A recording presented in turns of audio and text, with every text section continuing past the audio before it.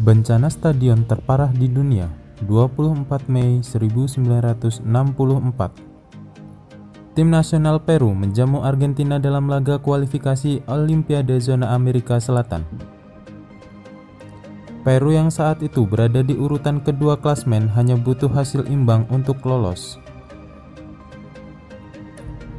Estadio Nacional Peru di ibu kota Lima saat itu penuh sesak dengan kapasitas 53.000 orang. Jumlah itu sedikit di atas 5% dari populasi Lima pada saat itu.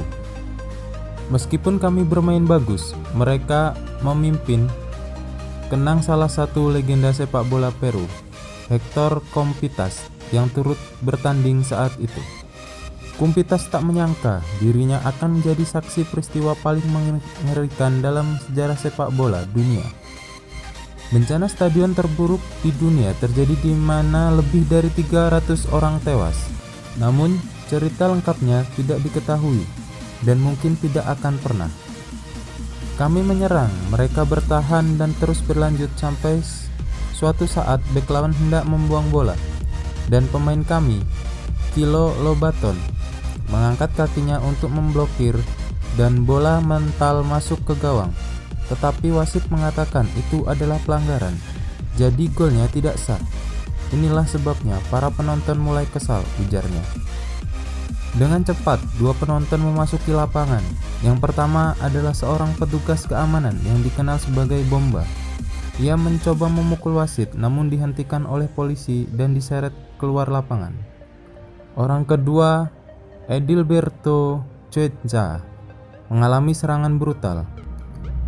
Polisi kami sendiri menendangnya dan memukulinya seolah-olah dia adalah musuh. Inilah yang membangkitkan kemarahan semua orang, termasuk kemarahan saya, kata salah satu penggemar di Estadio Nacional hari itu, Jose Salas. Dalam hitungan detik, massa melempar berbagai benda ke arah polisi. Beberapa puluh orang lagi berusaha mencapai lapangan. Membaca suasana hati, Salas dan teman-temannya memutuskan untuk pergi. Kami berlima menuruni tangga untuk turun ke jalan seperti yang dilakukan banyak orang lain, tapi pintu gerbang keluar ditutup, katanya. Jadi kami putar arah dan mulai naik tangga lagi, dan saat itulah polisi mulai melempar gas air mata. Waktu itu orang-orang di tribun berlari ke terowongan untuk menghindar tempat mereka bertemu kami sehingga terjadi desak-desakan, imbuh Salas. Catatan resmi menyatakan sebagian besar korban meninggal karena sesak napas. Namun yang membuat bencana stadion ini berbeda dari yang lain ialah apa yang terjadi di jalan di luar stadion. Beberapa penggemar yang sudah lebih dahulu keluar dari stadion berhasil membuka gerbang dan membebaskan mereka yang terperangkap di dalam. Sementara sebagian lainnya terlibat dalam bentrokan dengan polisi bersenjata. Beberapa pemuda dari kompleks perumahan saya lewat dan melihat saya agak kurus, dan akhirnya mereka menarik saya keluar, katanya. Tapi kemudian penembakan dimulai dan mereka langsung berlari. Peluru di mana-mana, saya mulai berlari dan tidak melihat ke belakang, ujar Salas. Selama kurun waktu tersebut, Compitas juga tidak bisa pergi. Korban jiwa berjatuhan hingga mencapai 300 lebih.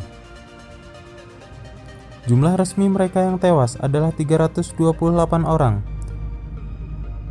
Tetapi ini mungkin estimasi yang terlalu rendah karena belum termasuk mereka yang tewas terkena tembakan. Terima kasih sudah menonton, jangan lupa like, komen, dan subscribe.